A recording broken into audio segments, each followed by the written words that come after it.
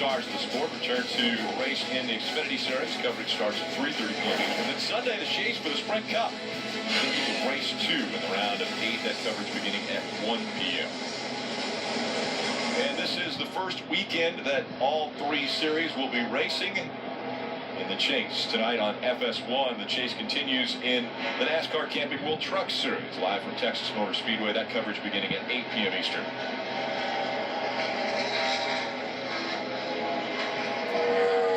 Smith at 7 out on the track. Tommy Baldwin taking care of the crew chiefing duties for that car.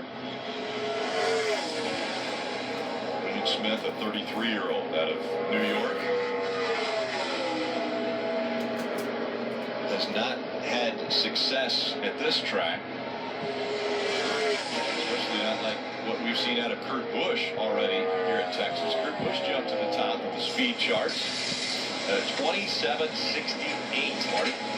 Yeah, fastest so far, Rick, and that's a bit of an anomaly for this 41 team. Their last pole was Las Vegas earlier this year. In fact, Kurt, after the last joke that Jake Guarneri, one of his crew guys, handed him a blindfold before the lap. He said, that's the only way I can make that happen. But this team obviously very happy in qualifying trends. Jeff, they did one thing very interesting is Tony Gibson's out kind of surveying the back of the car. He said, when we come in, I want to sit here for as long as we would sit on pit road during qualifying, let the tires cool down that much, and then we'll know what we have for qualifying later on today. So we talk about those tire cycles like we were talking a minute ago. Kurt wants to mimic the time they're going to have in qualifying between when they would go out so he can feel how that tire will feel when he goes back out for the second run. Yeah, like Marty, Steve mentioned a little while ago that he'd like to be able to make 3 runs. And if you don't have time to make 3 runs, certainly trying to take enough time between that first and second run to replicate qualifying the best that you can so you can make the changes necessary when you go from qualifying the first round into the second round. So I like the strategy as long as you have the time to do it. If you're P1 on the board, it's easy to make that decision. Right. If you're 16th, you might want to put tires on it to work on your race car to make your race car better rather than understanding this. So this is a component of having a fast race car and being able to tinker with something rather than having to make major changes. Well, the 42 is on the racetrack. He was the fastest at practice for quite a while. He hasn't run a lap since that 27.69. So I would assume this team is doing just as you said, Jeff. They've sat, they've let the tires cool, they've perhaps made adjustments, and now they go out and run a 28.30. So it's been almost a little over 45 minutes since they've been on the racetrack, and that is almost 0.6 of a second slower. This qualifying today is going to be determined by what car can adjust for older tires. Last time here in April, the fast time in round 1 was a 54, round 2 was 66, round 3 is 74, so we saw a good solid 10th fall off every round. So I think you have to know that, Jeff, right? You surely have to drive the car differently knowing it has less grip. If you drive the car thinking it's going to run a 27.60, but the car only has a 28.30 in it, you're going to run a 28.90.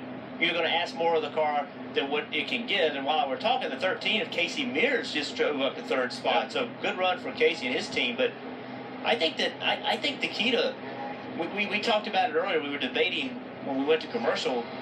We were debating up here whether or not someone that felt really good about that race car could not run 100% in the first round. Try to save a little bit of tire. I said I didn't think they can do it because competition is so tough, but that's from my view of not being a good qualifier. So if you're a really, really good qualifier, could you take a little bit of speed out of the car, not drive the car quite as hard, save just a little bit of tire moving into the second round? That happens in some other series, I think in the Xfinity series, but here in the Cup series, it's going to be hard to do, Steve. That was going to Garage Dave. You're looking right there at Matt Beckman, who is race engineer for Denny Hamlin this weekend in the Cup Series. But a neat announcement this week. He'll be the crew chief next year in the Xfinity Series for a car driven by Matt Tifft. We've told you Matt's story all season long, his comeback from brain surgery. This will be the brains behind the operation next year for Matt Beckman, race engineer, 10 years at Joe Gibbs Racing. I talked to him about the promotion this morning. He says, yeah, I'm going to try to stay focused on this chase because that's my job right now, to try to get Denny the championship. But but next year, a very good place to go. And he said Joe Gibbs Racing is a pretty cool company. There are people all the time that you see the anniversaries, 20 years, 22 years, 25 years. He says, I hope I can get there. And with this promotion, we'll see. And that is exactly what the larger companies are doing. You know, you look at Stewart Haas Racing and Ford, Kevin Harvick. Well, they've decided they're going to add an Xfinity car, and that's more than just driver development. I know that there's been a rule change about what drivers are eligible in the Xfinity Series. We're going to talk about that a lot more in the Xfinity practice coming up next. But it's more than just the drivers that are affected. These teams use the Xfinity teams to build talent, not just behind the wheel. Look at Joe Gibbs currently.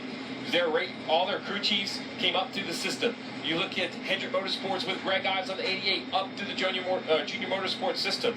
You see that, you know, there's a lot of young talent in the garage, and they have to get experience somewhere. And these owners will find, Jeff, that if they let them go, they don't get them back. So they have to find a place to place them, to find a way to get that experience needed for the premier level of the Sprint Cup Series. Yeah, Joe Gibbs Racing has probably done the best job of it, bringing people, you know, bringing them up, giving them an opportunity. I think a lot of teams are afraid if they take a guy off the Cup Series car and put in the Xfinity, it's a loss to the Cup Series. But it feels like to me, Joe Gibbs feels like they have enough talent to be able to promote people and then bring somebody to take his spot. Because remember, when he leaves the Cup team, there's a vacancy. Right. He has a role that needs to be filled. You have to have somebody that's capable of filling that role in addition to him going to be a crew chief. So, you know, one move affects a lot of teams and a lot of people.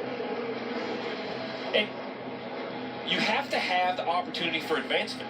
That's what big companies do in the world, right? Why do people go to the GE or General Motors or Google or whatever these huge companies are, Microsoft, because they want to move up?